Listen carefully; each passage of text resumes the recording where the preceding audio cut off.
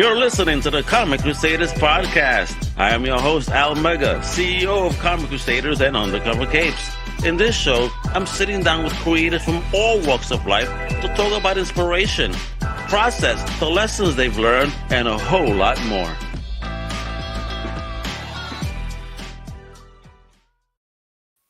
What up, man? This is your boy Al Mega. Welcome to a brand new Comic Crusaders podcast. Yo, I'm so happy to have another independent comic book creator right here. I mean, crowdfunding king, independent entrepreneur right here that is killing it.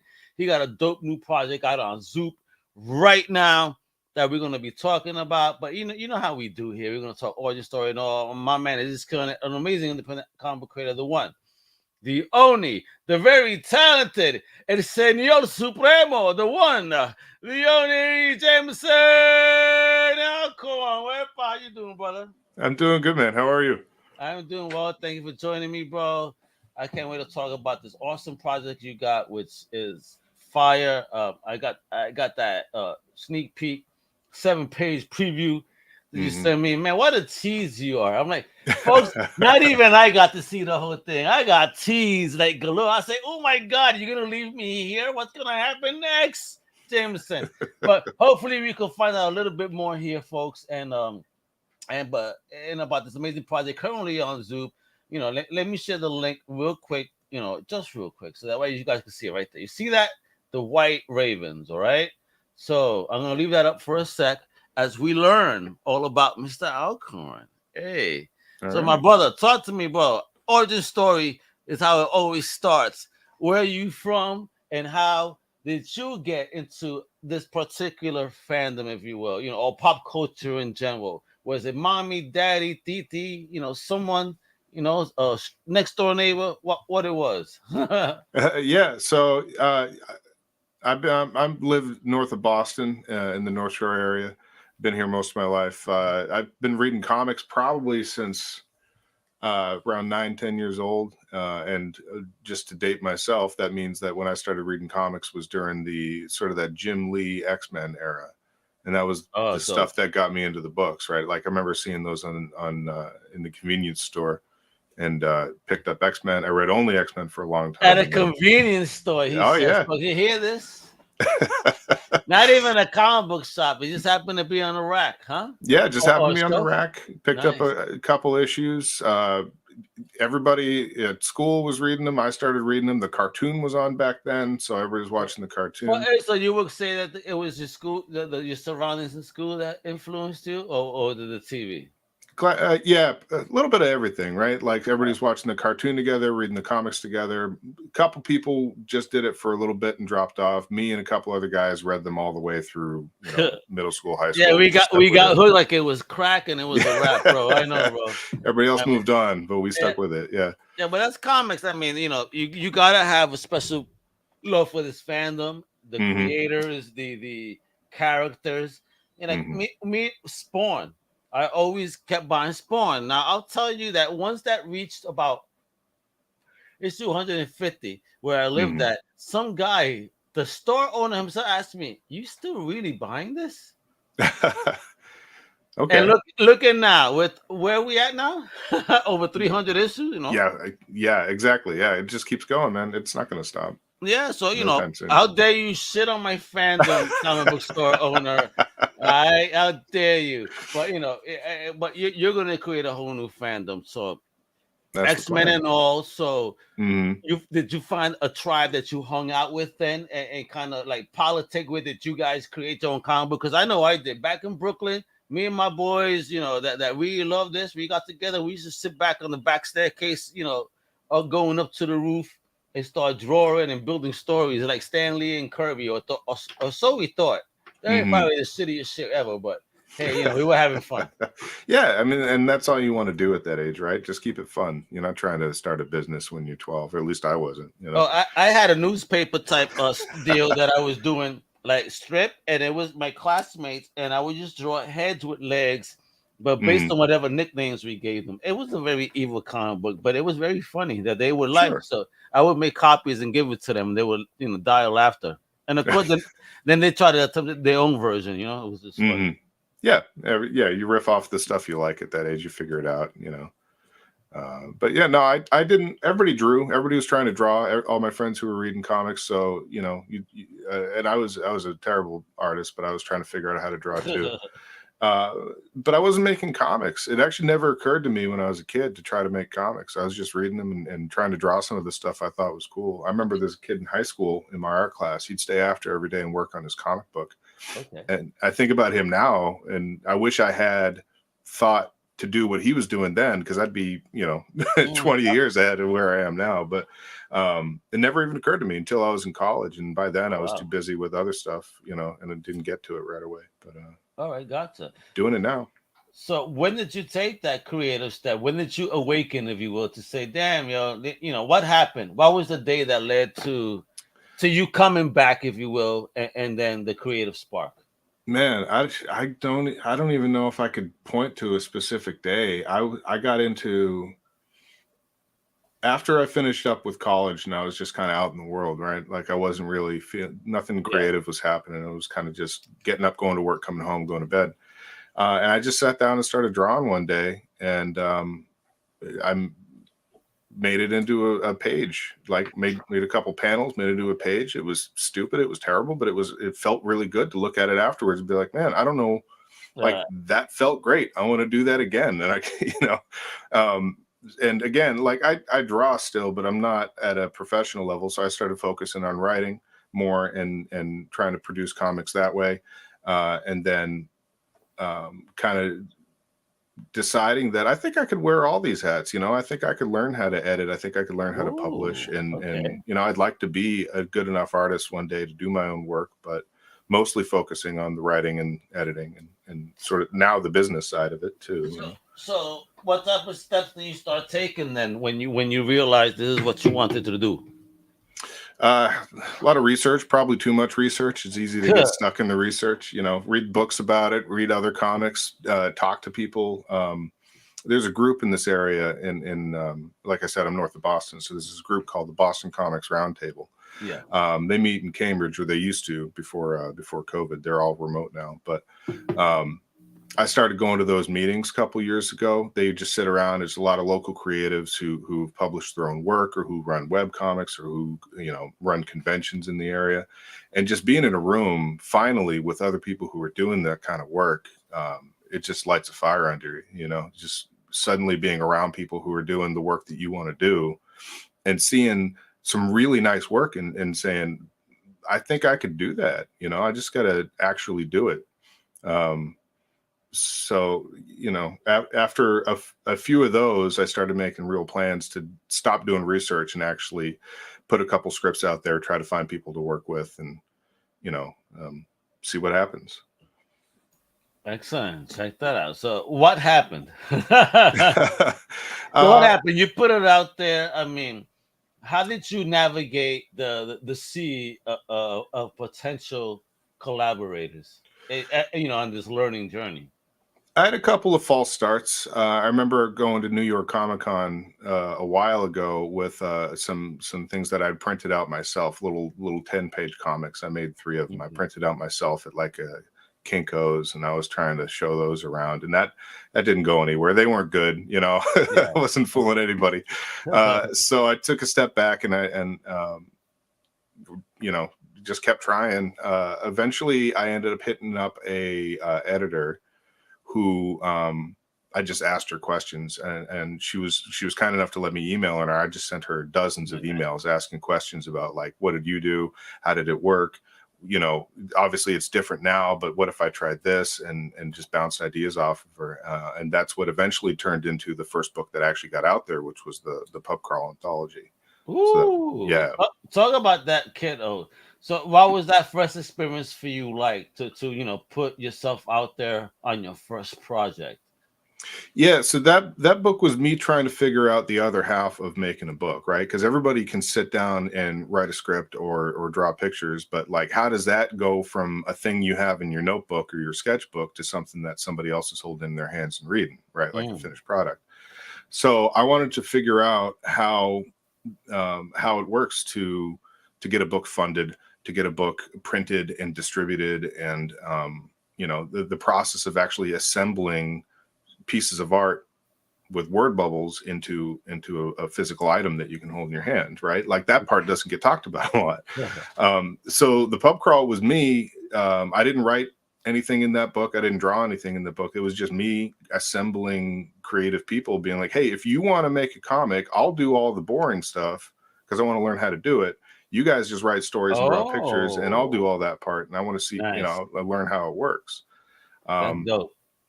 Yeah, so I just advertised around, you know, like Reddit, Facebook, Twitter. Just I love it. You know what? Yo, I commend you for that idea. Like, let me learn how to publish via you guys. Are you willing to trust me enough? You know what I mean? Yeah, right. Like, and I told them, it's like, you're not going to get paid. You'll get a couple copies of the book if you want to sell them or keep them or use them as, you know, for your resume or whatever portfolio. But, you know, this is an experience for all of us. You get your work out there. I'll do that part. I want to learn how to do it. And nice. I found I really like it. You know, I was a director in college. It's a lot like that. Oh, okay. Yeah. So you're more of a hands-on person, if you will, when it comes to, like, you know, you want to be. You're both though. You want to be doing your stuff, but, you know, let me be behind the scenes too and take care of my tribe. Mm-hmm. Yeah. I'm the type of person who likes to. I found that I've become the type of person who likes to eventually stop talking about it and let's do it. You know, I love it. Yes. In my 20s, that shit, people. Yeah, in my 20s, I was the guy who just talked about it for forever, and I never did anything. But now, like, let's go. Let's, like, we have good ideas. Let's put them out there. You know. That sounds good when you want to get it done. Yeah, exactly. Like I'll talk all day about getting the work done, but eventually, like, let's start. You know, why not? See, folks, that's what it takes. Wow, I'm so used to my other camera. I got a new camera. So excuse me that I look up. I got to take that out of there so I can stop looking at it. But that's something to definitely take into consideration as a creator. Is like, you know, get it done. Yeah, do it.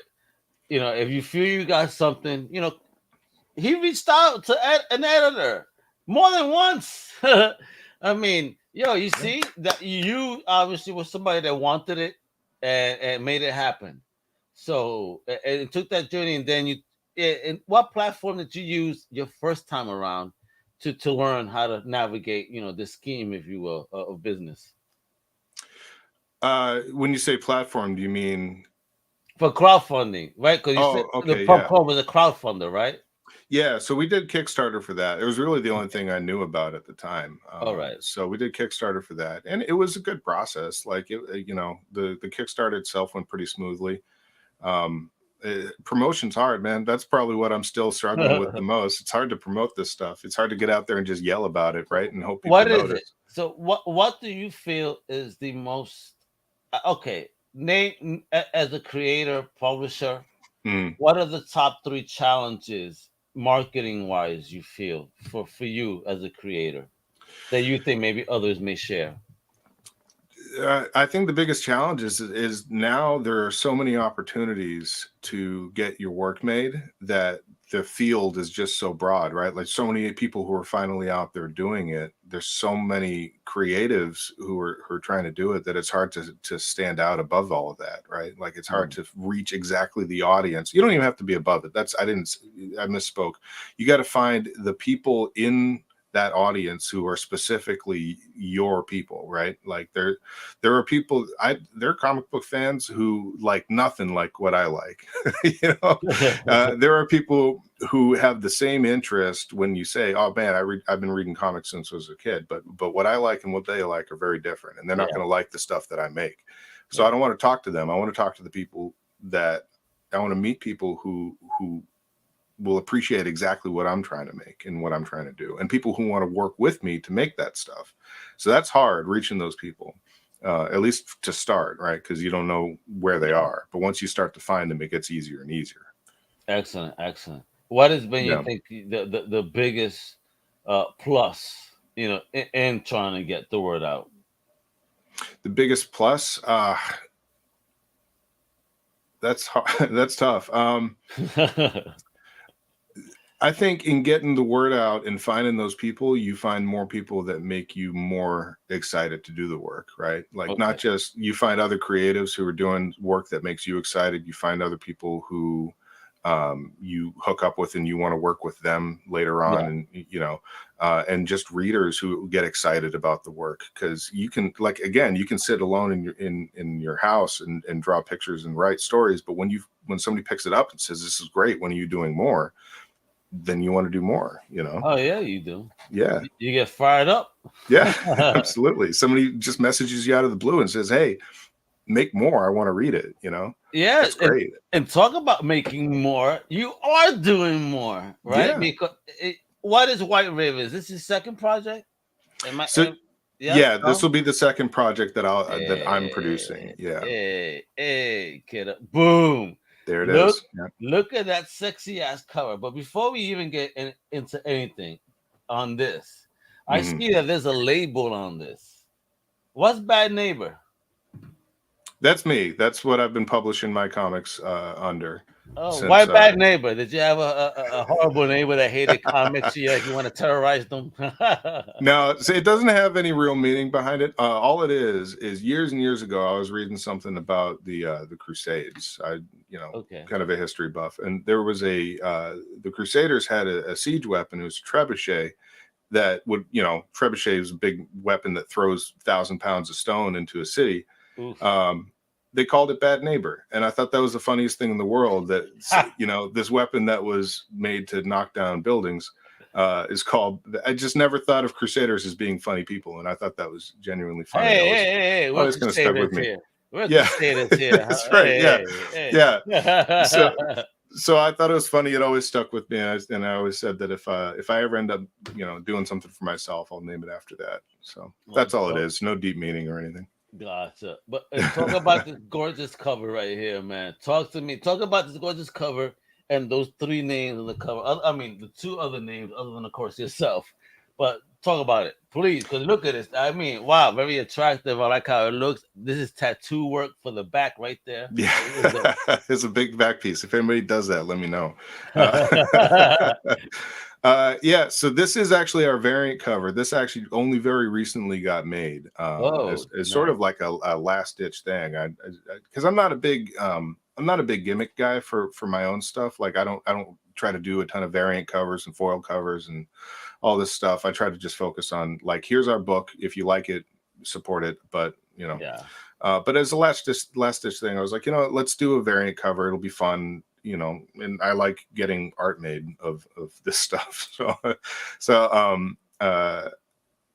we actually had a new artist who contributed to this, Emeritus Blanco. And he whipped this up in just a couple of weeks based on the materials that I sent him. Yeah.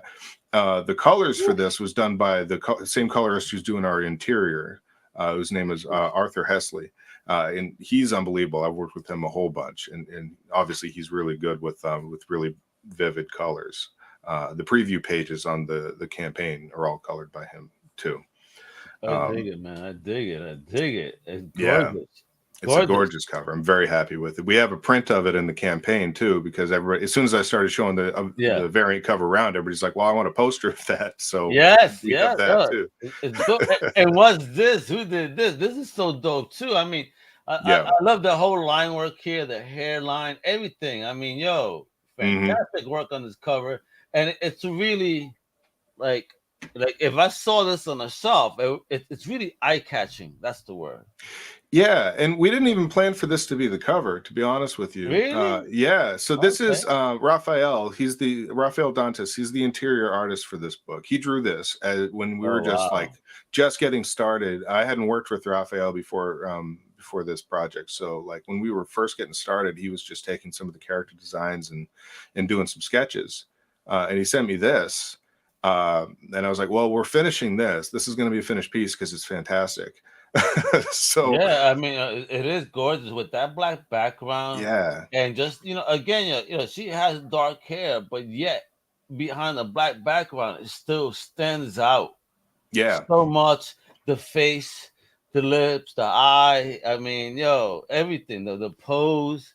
Holy shit, it's a gorgeous cover.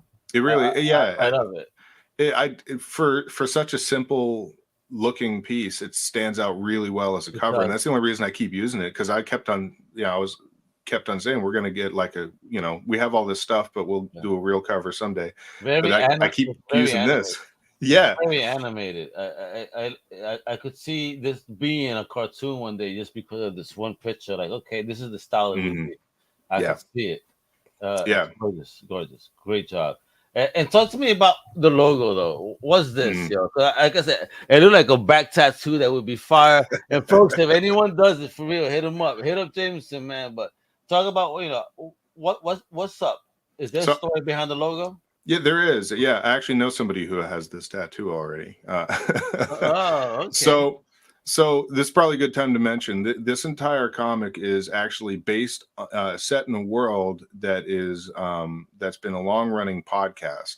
They actually just celebrated their 10-year anniversary last week. This is a D&D podcast. Yeah. Salute. Yeah, listen, I'm a podcaster, vidcaster. I'm a student of Podfest, if you will. We have an event coming. They have an event coming up next month on the 26th. That weekend. Like, you're a serious Podfest podcaster.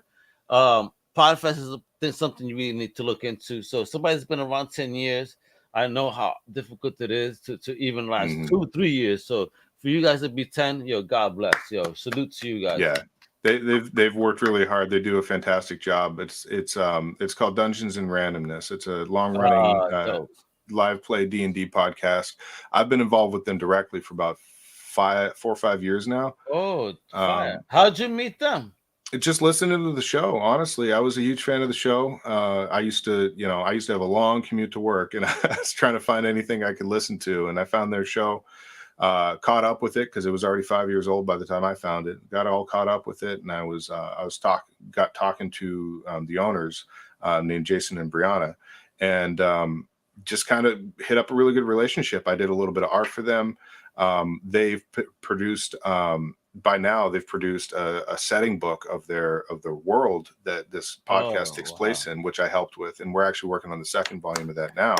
Check you out, yo! Look at that, from a fan to a participant, and now like a co-creator. Holy shit, yo! So it's been really cool working with them. They're awesome people. They're really good to work with. But you're not shy, because I see a theme with you. You're not shy. I'll start emailing your ass. Don't you give me the okay. Yeah, I mean, if you don't want to talk to me, that's fine. Just say no. But otherwise, why not? Just take a shot. No, I would, bro. You have the type of spirit that I would love to work with. I dig it, bro. Yeah. You're a doer. I mean, we need more people like you to keep creating, real talk, bro. And I love this. Look at that. Nice. Gorgeous fucking logo. Really stand out. And talk to me about the character. So who's this? Wow, too. Holy shit, sexy. Strong looking, like, what's going on here?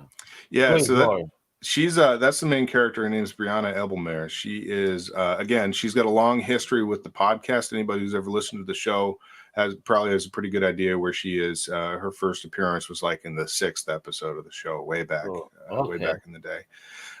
So what happens, not to go too far down this rabbit hole, but early on in the show, there's a time skip, right? The first dozen or so episodes take place 1 year, and then there's a 17-year jump in the show. And then they kind of come back and see what happened to all these people that we met early on.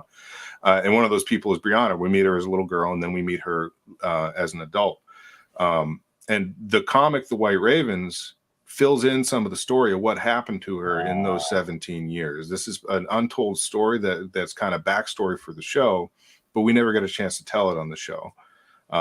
So when I approached them about, hey, we really ought to make a comic out of this, the world that you guys have, what would be the first thing you'd want to do? She was the character they pointed at as who they'd want to start with. Yeah, and let me tell you, it's because of the hairstyle, very Aaliyah-ish.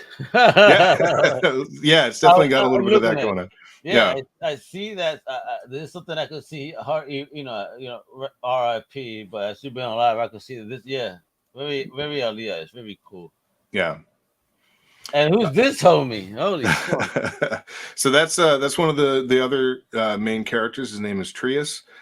He is, at the time of the beginning of the story, when Briahna first meets the White Ravens as a group. It's like a rebel faction, that the White Ravens. Right. Trius is the leader. He's actually the founder of that group. Okay. So he's sort of the guy in charge when she first joins. And the story of the White Ravens is how Briahna eventually became the leader of that group. Okay. So eventually, so he was. So there's a story. Something's gonna happen to homie, man, and she's gonna take over. Man, Something's gonna happen. are you gonna break some hearts, man? Oh man, I hope so. Oh, and who's that badass lady right here, looking like a very Deathstroke-ish yet what was it? The Baroness type. Mm-hmm. Yeah, she does kind of Baroness vibe. Yeah. So that's Liara. She's the third part of this sort of trinity of major characters in the story, at least in the beginning of the story. And she's kind of Trius's right-hand woman. She's a seasoned, soldier, hunter, monster hunter type. So she's kind of the strong right hand of the organization, another founder of the White Ravens. Yeah, I love that pencil work on that, man. I mean, what were the inspirations behind these characters we've seen thus far? Any inspirations? I mean, again, so all three of these characters actually originated from the show. You say the show, but when drawn out, oh sure. Look, I mean, that's what I'm talking about. The look, was it inspired from anybody in real life or what? You know what? I'm not sure. I don't know. I know that so this one was designed by Raphael using some previous art from the show, but she definitely has kind of that like a Van Helsing vibe almost, you know. Oh yeah. I'm gonna be messing with this lady. No problem, lady. I'm sorry. Yeah. Whatever I did, I'm sorry. Whatever I do in the future, I'm sorry. Jamieson, help me, please. No, you're on your own if she shows up. Oh shit! Now I know. Look at the love. Look at the love here. Al, you're on your own. Oh God, I'm dead. Hey, look at this. Yeah, look. Wow, beautiful art, man. Yeah, so a lot of these designs were first done by another artist we have on our team. This guy named Roman. He's hard to get it. He's very evasive. He's very elusive. But he's when I'm able to get him to help out, he does a lot of really cool character designs. So he's like Batman. Just shows up right when you need him. Yep, he shows up, throws a couple sketches at me, and then he's off again. So bye. Here you go. Yeah, but I try to get him to help out whenever I can because I really love his designs and his drawings. So it is. I mean, look at his headshot, the different looks, and the emotes. Very dope. Very dope. Man. Oh man, look at her right there. Oh shit, bro. Can you tease me what happened to her face, bro? Yeah, so that gets told about a little bit in the course of the comic, but yeah, so the reason why she's got her hair over her face like that is very much because of that scar. It's a burn. So that's not really her hair either. Well, it's her hair. Yeah, it's just I think that he did a bald version just to show you can see what she's hiding when she does that. So she's not trying to be Aaliyah. She's actually trying to hide something. She's covering something. Yeah. Oh man, I can't wait to get. Oh, and look at them in color. Holy shit, bro! Look at that. Yeah, some really nice work. I mean, how happy were you to see these creations like be like this, created in this form? Is this what you envisioned as well? Yeah, I mean, this is the type of thing where if you're throwing around an idea and you decide that, all right, well, let's get some sketches done, let's get some art done, and then you get that back, you almost have to make it, right? Like it just looks good. You can't just leave it like that. You have to make it into a book because it deserves it, So I need to know now, because I shout out to Jordan from Zoop and all. Now you said your first project was in the Kickstarter universe. So why this one now? You moved over to this new platform, Zoop. What was it about Zoop that you found to be the right home to support this project? Yeah, so actually, we tried to fund this on Kickstarter a year ago. We were going to get the whole book done. It's 80 pages all told, but it fell short of its goal. Part of the reason why was because we're paying everybody a full page rate for this one, so that puffs up the price quite a bit. And we got some pretty good support, but it just fell short. So the guys from Zoop, Eric specifically, reached out to me last year and said, "Hey, would you want to ever try this again?" And at the time, I was like, "Nah, everybody's kind of gone their own ways. I don't know if we'll be in a position to do that." But Ended up with a little bit of time and kind of took a second look at it this spring, and it was like, you know what, I really think we should try again. So I reached out to Eric at Zoop and talked to him a bit more about the platform and why why it would be a better fit. And honestly, it's because, well, a couple things. One, it's specific to comics. It's much more focused. I think that if anybody is paying attention to Zoop, they're the type of person who would be more likely to support a project like this. Kickstarter is so broad. It's that thing I was talking about, right? You got to find the right people to communicate with. And Kickstarter, there's just so much other stuff on Kickstarter. Too much noise.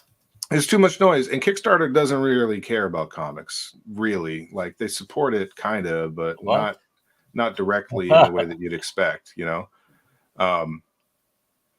but these guys, like, they very much, like, I've been in touch with Eric and Jordan since the absolute beginning of this. Like, they're very invested in actually seeing this succeed. They want to help it succeed as much as the big name stuff that's on Zoop. So that sounds good to me. Look where you're at already. I mean, with your goal of 6, you're at 45.33 with 84 supporters, 21 days to go. How are you not gonna reach the goal? Because the book is gorgeous. So talk about all these different tiers. So just so our listeners and viewers are just aware of of what they could get their awesome hands on. So $5 is digital, right? Yep. 13, I'm getting both an actual physical copy. Mm-hmm. Nice. 10 just for the physical, 15 for the variant, 23 for the regular. How many pages are these books too? So people know in advance. So the first issue, this is just the first issue. That's the other thing we're doing differently from the Kickstarter. Okay. This is going to be 20 pages of story. It's going to be a 32-page book, so we'll have a lot of back matter we'll throw in there too, some sketches and designs and nice. All that. But yeah, 20 pages of story in this one. Oh, and what's this adventure mode? What's this talking about?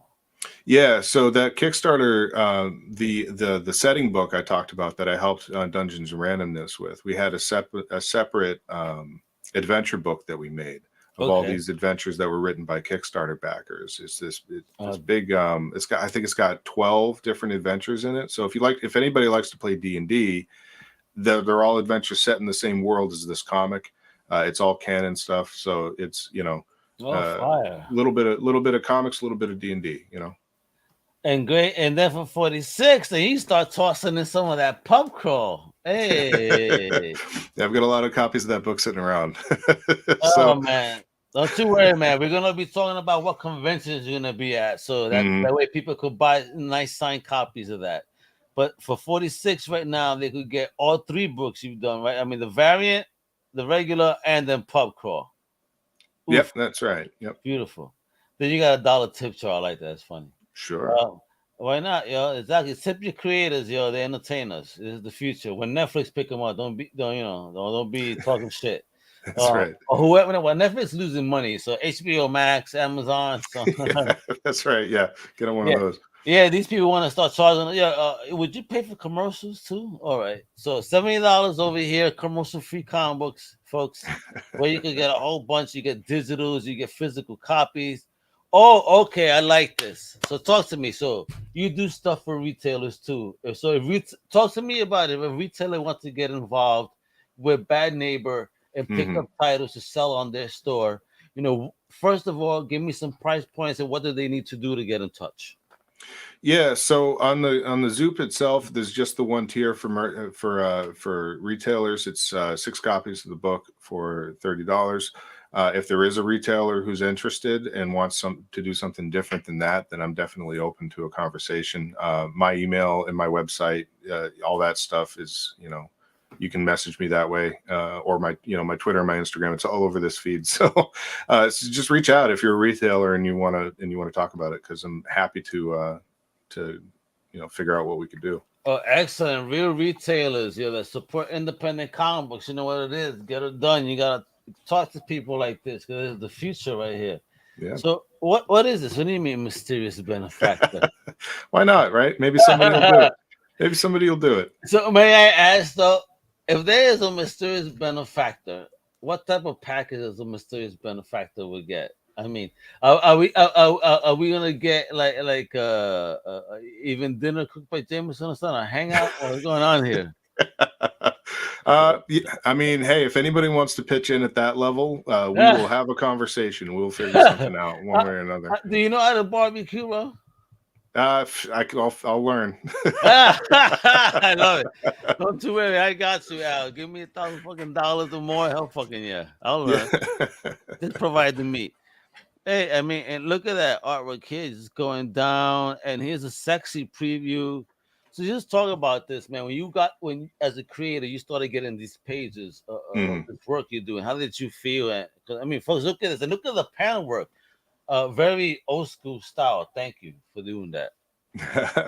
Yeah, so this is the first scene of the book. So it's just 6 pages, kind of introducing the 3 major characters that we talked about a little bit, and that very first introduction to how they stumble across Briahna in the woods. Yeah, this is the work of the interior team that we've talked a little bit about. This is Arthur on colors, Raphael doing pencils. My friend Jerome is doing letters. He's fantastic. He's always got like 5 different books that are funding, so he's a busy dude. Boss. He's a boss. Yeah. I mean, look at that lettering and just the placement. You know what I mean? I love it, especially this one right here. I love that placement and all. You see something crazy is going on. Yeah, absolutely. So I'm very lucky to be working with these guys. And good placement, something that Janice Chang told me to always look out for. Look at the placement of the word bubbles. Does it interfere with any of the art in this, that? So, he's also very mindful of that. Love it. Look at the team you built, my brother. Jeez, bro. Yeah, that's the best part, honestly, is finding a good team. You know, the good thing about being an editor and a writer to some extent, but mostly when you're editing your work, is you find the best people for the project and you put them in a position to do their best work, right? That's all the fun of it, is you find somebody who fits. It's like casting in a movie, right? You find the right person and you give them what they need to do the best job possible, you know? I get it, man. Again, I just want to thank you. Look at this panels. Look at the verbiage in panels. This is not a book that will take you 15 minutes to read. Thank goodness. Thank you. This is bang for your buck. You know, you're going to be reading, for at least, 20, 25 minutes, a lot more over that 10-minute allotment. Oh, my God. Look how sexy that book looks. Holy smokes. It looks good. Yes, it does, bro. This is like ultimate shelf porn, folks. Shelf porn. Look at this. You need this. Oh, look at this. Wepa, tell me a story. Exactly, yeah. I dig it. That's what that cover reads to me, bro. Good job on that shit. That's what it said. Tell me a story. He goes, all right, let me mix this shit up. You ready? And look at that. Great team, stretch goals, budget on what you're doing. Zoop very forward and all. I dig it, bro. I mean, what you're doing, and just even realizing how to utilize your strengths, particularly to create projects like this. So it's like, okay, maybe I'm not the one to do it all, but if I could build a team that can, and I could be that, director, the composer, if you will, awesome job on you. Kudos for, I mean, I never even thought things on that angle. So it's kind of pretty cool. It's true. It's like, just what if I just, put all these talented shy people together just wouldn't find each other otherwise, and just let's get it done. Yeah, we all want the same thing, don't we, bro? I mean, kudos on that, yo. Thank you. That really shows your heart too. You're not trying to be a bad neighbor. You really are the good neighbor in comics. Even though the labels sound crazy, but he really is a good neighbor. Helping creators, reach their dreams and their goals, and build something, and as he does something, and learn and keeps learning. So this is great. So what do we have? Do we have more beyond the White Ravens or what, Jamieson? Tease me here, bro. What else am I gonna have to throw my wallet at, bro? Where else can I make it rain? My God. So we haven't announced it yet, but we have one other project that we're getting ready to announce, I think on Monday, actually. So I don't know when please send me that press release. Comic your press partner will share the hell out of it. Absolutely. Because I already love what you're doing with White Ravens and right up my alley type stuff. So it's like, please. I mean, is it along this vein genre, or are we doing something different this time? Can you tease me at least that much? Yeah, something a little. I could talk about it a little bit. I mean, we're getting ready to announce it anyway. So it's going to be another anthology, but this is going to be very different from the pub crawl. Okay. So this is an anthology we're doing that's called Fairy Tales from Mars. What? Right? It sounds cool, right? Yes. So I'm co-producing this with a friend of mine who publishes Joycat Comics. They do supervillain romance stories most of the time, which is also a very cool thing. I'm a villains guy, if you can't tell. Yeah, so there you go. So they approached me with this concept of Fairy Tales from Mars, and it's exactly what it sounds like. What if in the near future, when there's colonies on Mars, what type of folklore do those people come up with, right? Because fairy tales are told to teach a morality. They're told to keep people safe, right? Like you tell this story, but deep down it's because like, hey, don't go into the woods alone, you know, that type of stuff. So what type of folklore comes up when people are living on Mars? How do they survive? What stories do they tell themselves, you know? So we're going to be looking for pitches for people to, make up a story. Tell me what kind of folklore would be imagined in that new colony, that new terrain. Yeah, I need to see some Mars space western right now. Yeah, Mars spaghetti westerns on some alien level. That shit would be crazy. Some speculative mythology. So let's get it done, folks. I mean, whether that, oh my God, Mars Egyptians, for example. With that, remember the face of Mars that they used to show us. Mm-hmm. Yeah. Oh my God, so much fun stuff. Okay, so where can we submit? I need to submit right now, bro. Where are we going? So that's going to be up on my site on Monday. It's going to be all over. We're going to post everything there. But essentially, what we're going to do is on Monday, we're going to start accepting submissions. We're going to accept submissions for 30 days. We'll have all the rules for what you need to do on my website. But it's essentially fairytalesfrommars@gmail.com. If you have questions or whatever, just go ahead and send it there. Send, folks. Yeah, if you want an opportunity, there you go. Independent comic, Bad Neighbor Comics, but they're really good though. All right, they ain't bad. Don't too worry. Don't too worry, yo. Kicking ass, Jamieson. I dig it, bro. Thank you for I always like to give my flowers to people like you. So thank you, like for taking that journey, like for wanting to share entertainment, being bold and brave. What you do is even different because here you are building teams. So thank you for being that glue, and building these connections with talented people to do what you do.